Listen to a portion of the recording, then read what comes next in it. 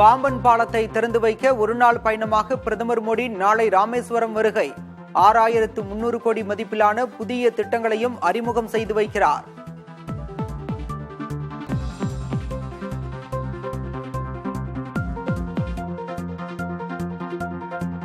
பிரதமர் மோடியின் வருகையையொட்டி ராமேஸ்வரம் பகுதி முழுவதும் உச்சக்கட்ட பாதுகாப்பு. சுற்றுலா பயணிகள் பக்தர்களுக்கு கடும் கட்டுப்பாடுகள் விதிப்பு.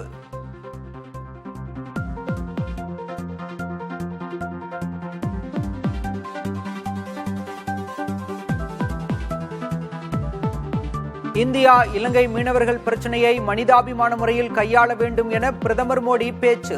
மீனவர்கள் மற்றும் படகுகளை உடனடியாக விடுவிக்க வேண்டும் எனவும் இலங்கை அதிபரிடம் வலியுறுத்தல்.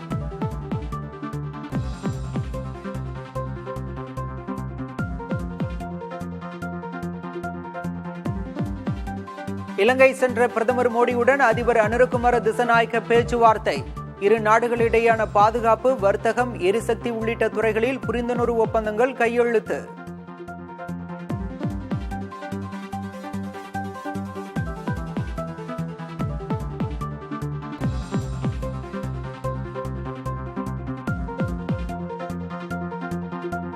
இலங்கை கடற்பகுதியில் தடை செய்யப்பட்ட முறையில் மீன்பிடி தொழில் கையாளும் இந்திய மீனவர்களை தடுக்க வேண்டும். பிரதமர் மோடியிடம் இலங்கை அதிபர் அனுரகுமார திசநாயக்க வலியுறுத்தல்.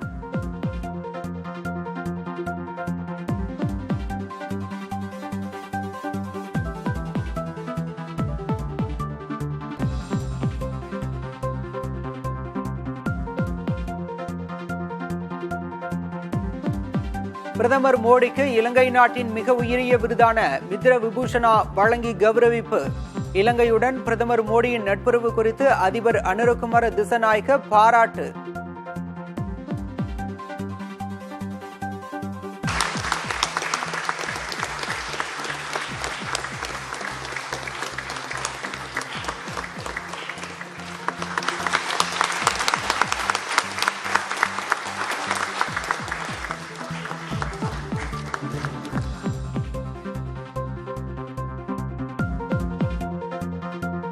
நாளை திறக்கப்படும் நிலையில் ராமேஸ்வரம் பாம்பன் பாலத்தில் இறுதிக்கட்ட சோதனை பணிகள் மும்முரம்.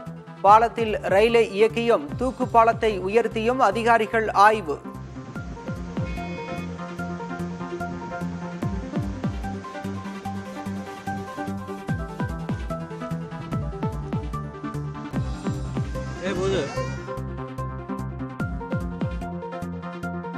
கோவை சென்ற முதல்வர் மு.க. ஸ்டாலினுக்கு திமுகவினர், பொதுமக்கள் வழி நெடுகிலும் உற்சாக வரவேற்பு. அரசு மருத்துவக் கல்லூரி மருத்துவமனையை திறந்து வைக்க சாலை மார்க்கமாக உதகை பயணம்.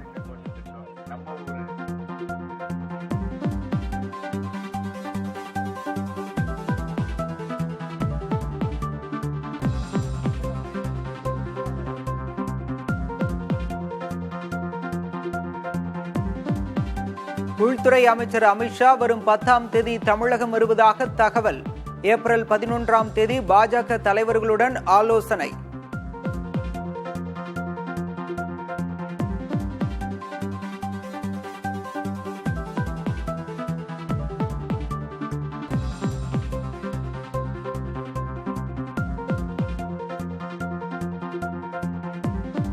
தமிழகம் உட்பட 4 மாநிலங்களுக்கு பேரிடர் நிவாரண நிதி தொகுப்பில் கூடுதலாக 1280 கோடி ரூபாய் ஒதுக்கீடு. மத்திய உள்துறை அமைச்சர் அமித்ஷா தலைமையிலான உயர்நிலைக்குழு ஒப்புதல்.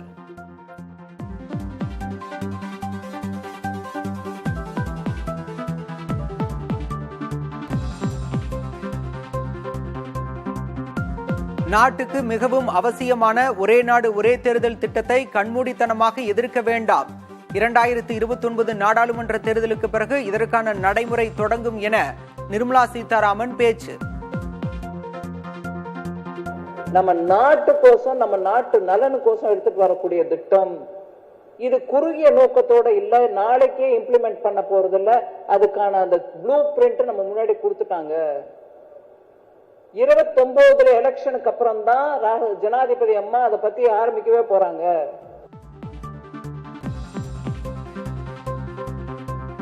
எம்புரான் பட தயாரிப்பாளருக்கு சொந்தமான வீடு, கோகுலம் சிட்பண்ட் அலுவலகங்களில் நடந்த அமலாக்கத்துறை சோதனை நிறைவு.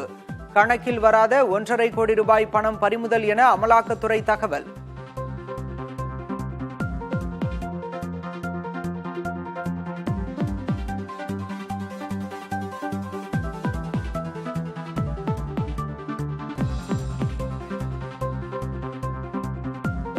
எம்புரான் திரைப்பட இயக்குனரும் நடிகருமான பிருத்விராஜுக்கு வருமான வரித்துறையினர் நோட்டீஸ். 40 கோடி ரூபாய் சம்பளம் பெற்றது தொடர்பாக விவரங்களை சமர்ப்பிக்க அறிவுறுத்தல்.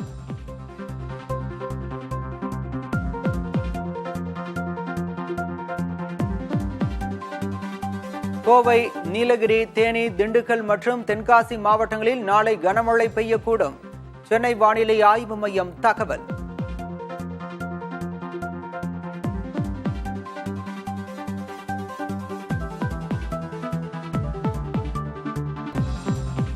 இரண்டாவது நாளாக இன்றும் குறைந்தது தங்கம் வெள்ளி விலை.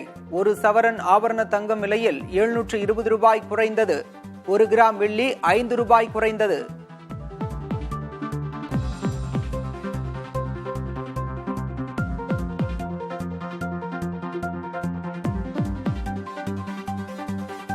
பெருநாட்டின் வடக்கு பகுதியில் பெய்த கனமழையால் ஏற்பட்ட வெள்ளப்பெருக்கு. வீடுகள், குடியிருப்புகள் தண்ணீரில் மூழ்கியதால் பொதுமக்களின் இயல்பு வாழ்க்கை முடக்கம்.